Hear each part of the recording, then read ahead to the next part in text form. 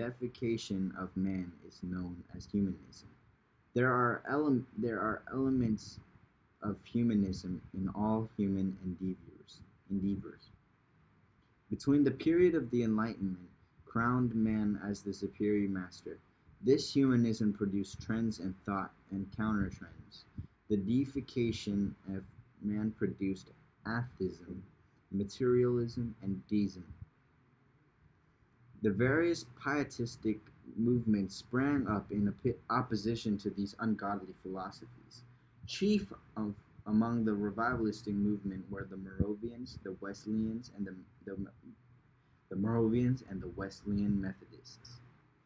Great and humble men of God, such as August Spangenberg and John Wesley, preached on the sinful nature of lost mankind, in direct counter to the humanistic ideas of the innate godness of man and his ultimate perfection by purely human agencies. It was his belief that man and his society could be perfected that led the formation of the numerous utopian concepts of governments. The theorists of the Enlightenment believed man had a rational will that would, if properly directed, choose good over evil.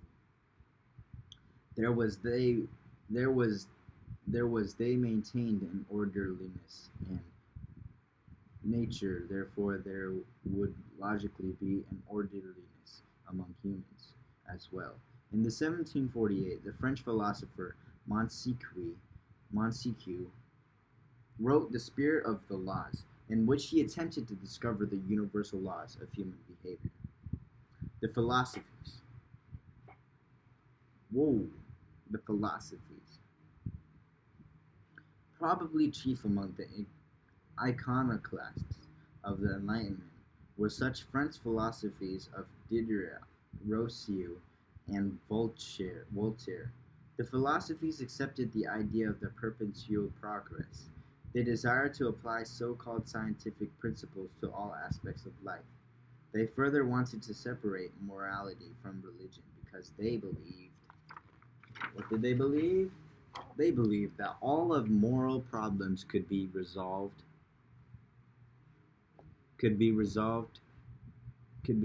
independent of religion. The philosophies were generally anti-Christian. Most maintained that Christianity was basically unreasonable and filled with silly superstition.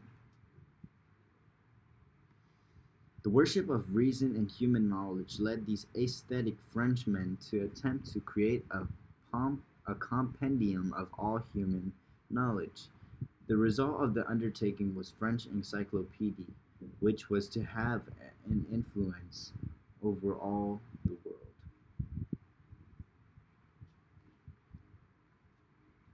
John Locke was born in a little English town about 8 miles from Bristol. His family was an Anglican persuasion, but they had Puritan leanings. Locke was educated at the Oxford University in traditional studies of the rhetoric, grammar, moral philosophy, geometry, and Greek. He received his B.A. in 1656 and his M.A. in 1658. During his busy lifetime, Locke was a physician, a diplomat, a teacher, and a writer.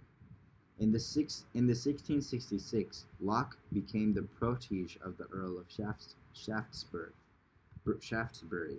For the next 20 years, Locke's personal fortune rose or fell with that of Shaftesbury's political fortune. Both Shaftesbury and Locke found themselves out of political favor in 1683, and Locke fled to Holland. He did not return to England until William and Mary became English monarchs in 1689. Locke was greatly influenced by the Cambridge Platonists, who were a group of Christian humanists, and by the Latitudinarians. The latter group maintained that the simple confession of Christ was enough for church membership. Conformity in non-essential was not considered needful. These influences caused Locke to develop an extremely anti-dogmatic approach to theology.